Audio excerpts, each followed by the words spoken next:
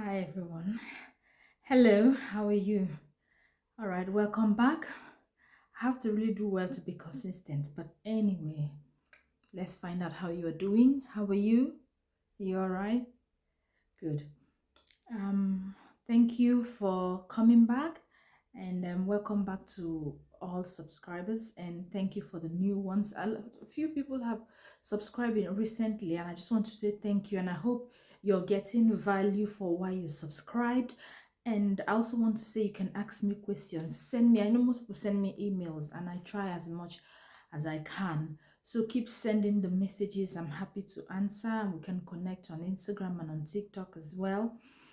All right, so today it's a bit sad. Today, I just wanted to talk about as we all know, we've heard stories here and there of um, people's um, companies that are sponsoring people to the UK. So healthcare assistants, their license is being revoked, and when that happens, what it means is that um, the people that are the sponsored to the UK that are already in the UK are given 60 days to either leave the UK or to find another employer that will give them sponsorship. Okay, let me explain this gently. So if you came to the UK through the UK health visa or any other visa at all, but now we've been specific to people that have come in recently with the healthcare, senior healthcare visas. So most of the sponsors that give these licenses, that have the licenses to bring in these people, the Home Office has revoked their license, which means they can no longer, they can still be trading here as an agency or whatever, but it means they can no longer bring in people to come and work in the UK. Okay. And then what it also means is the people they have brought in already do no longer have sponsorship. So the UK Home Office, what it does, it gives you 60 days to find a new sponsorship or to leave the UK. After the expiration of that 60 days, you become an illegal immigrant, and only God knows what will happen. It's not a good story from there. So it's sad. We have so many recruiters, their license is revoked. A few recruiters anyway, we've heard people here and there which recruiters and their license has been revoked. So what I'm going to say is, when you're looking for a recruiter, what to look out for. First and foremost, any recruiter that is charging you a huge amount of money to come to the UK, just know that there's a trouble down the line. Because according to the Home Office guidelines, they're not supposed to charge you thousands and thousands of pounds to come here. It is free because the people they are recruiting for are paying them for each candidate they recruit for them. So the cost is not supposed to be passed down to you. The employer is bearing the cost. So the recruiter charging you more is contravening, is breaking the law. And Home Office finds out, it's going to be a big problem, like their license being revoked and fined and all of that. I know the question you will say, after all, they are helping us. How is the Home Office going to find out? Of course, that is a lot of money. If you're coming from Ghana, Nigeria, Zimbabwe, and someone's asking you to pay £7,000, I even heard they were charging as much as £12,000 to give you a certificate of sponsorship that is free. You might find it okay, I just want to come to the UK, and you get this, like, you pay this money. You're 20 of you, there are 10 of you, there are 30 of you. There will be 2-3 people that are disgruntled. They know, but this thing, excuse me, but this thing we're not supposed to pay. We've heard so many people say that we're not supposed to pay. We've heard this and that say we're not supposed to pay. So why are they charging us? And what happens? And some of them might have families and friends who live here, who know the law, and they know how to report to the Home Office. It is good to report to the Home Office to,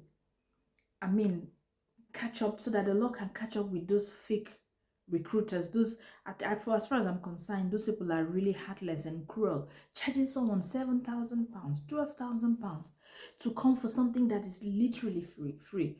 I mean, if they're charging you for administrative £300, £500, it's understandable. Okay, for administrative purposes, I'm charging you, but they're not even supposed to. But if in case they do, it's understandable. Okay, but they're charging thousands and thousands, 7,000, 12,000, 8,000. Hey, oh God of Umwai, big problem. So as I was saying, one or two people might be disgruntled, unhappy about this situation, and they might have friends or families. And what they do is they report to the Home Office. So when this case is now reported to the Home Office, what happens? The Home Office will investigate. Now, before I go into the process of investigations, things I might be looking out for and things that you need to avoid going forward if you're still in your home country and you're still waiting to apply to come to the UK. These are some of the things that you might look out for. But before we go in there, when you go and report the employer, the recruiter, that, hey, this recruiter is charging me this amount, it's not supposed to be, which is wrong. They're not supposed to do that. Home Office is going to investigate them, find them guilty. What next will they do? Home Office will revoke their license. So the thing now is not the employer that will suffer, because they might still be trading, doing business. The only thing they cannot bring, that source of income for them has closed, is a possibility. But everyone that employer brought in, that recruiter, they are going to be investigated. And everybody is going to be affected. Home Office is going to say, okay, you brought in so and so, let's check our database, skills for whatever, or Jagba United Enterprise, Jagba and Sons United Enterprise have this TS sponsorship license, and they employed 20, 30 people. So who are those 30 people? Let's check on our database. Okay, they employed this. They employed Ngozi Chukwuka. They employed Magana Yakare. They employed, Sabelo. They employed Gineka. They employed Bello. They employed different. So these are they employed 30 people. That's fine. Okay, we'll contact these 30 people and interview them and see what these two people have said that they charge them money, and see. And first of all, these people say that they employ, let us see their CV. Yeah, so they start the investigation. So now, things to look out for when you are applying when you're looking for a recruiter. Number one thing to look out for, if they're charging you plenty of money. People have come through and nobody reported the agency, but if people report you, then there's problem. So I would avoid recruiters that are charging huge amount of money. It will save you heart pain in the long run. It will save you. That's one. Number two is, don't overcook your CV. They said anybody from any profession, you have degree, you don't have degree, you can come through the healthcare visa, for example.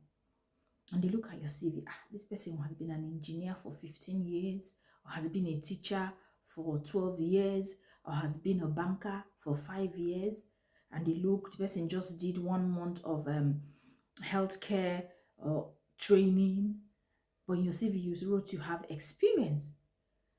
What Home Office is not asking, not all those just 6 months of experience truly in a hospital, in a care home. So don't overcook your CV.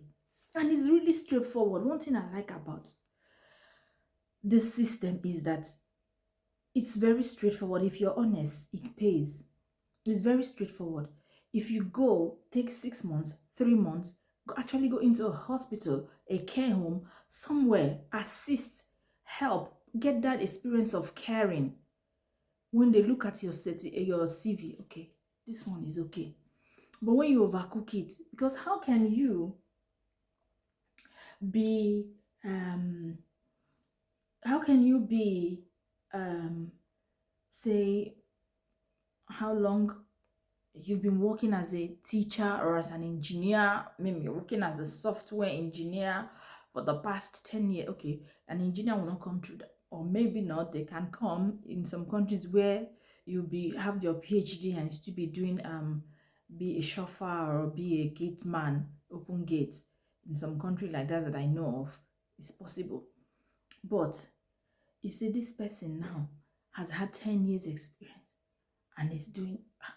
But how did you just did 1 month? No, it's not acceptable. The criteria is at least 6 months of caring experience. If you have at least 6 months of caring experience, Oton, that is it. You're free. So don't overcook your CV. Don't do that. Avoid it by all means. Avoid overcooking your CV. And try and actually get this experiences. All right. Let me just put it here. If you want me to look through your CV, then you join my WhatsApp group. Send in your CV. I'll help you. I'll look at it, and then we can go from there. So just let me know if you want me to look at your CV. But boy, don't overcook it. It's very important and very essential. This video is becoming too long. Maybe I'll have a part 2. It's already 11 minutes. Yeah. So what do I say? Those employers and recruiters, employers that are agencies that are charging you a huge, substantial amount of money, be careful, because not everybody is paying that money with a good heart. Some people are grudgingly, and then because if I have a family member that is made to pay the amount of money, I'm going to groan and I'll report that agency to home office and say, why they charge? No, you're not supposed to. That's greed, you know. So that's the thing. They might know people because it's pure greed and wickedness, cruelty of the highest order, man wickedness to man. That is what it is. Avoid it by all means. Don't overcook your CV.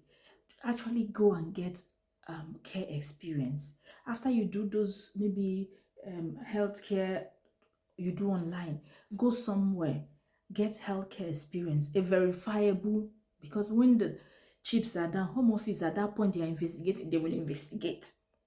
Like they are investigating, they will investigate. So they might decide to call the thing you put down there. So go and get a verifiable place or employee where you say, I had an experience, if you're volunteering for them or anything like that. All right. So that is what I would suggest to you. And I'm sorry for those that have 60 days to leave the UK. It's such a shame though. But it's one of those things, isn't it? It's one of those things. So I just want to wish you all the best. And yeah, wish you all the very best in your endeavor. And I hope your dreams are realized. Yeah. All right. I hope you've enjoyed it. Please do like and share, comment, and please subscribe. Let your friends subscribe, and don't hesitate to always send your questions. Thank you very much. God bless. Bye.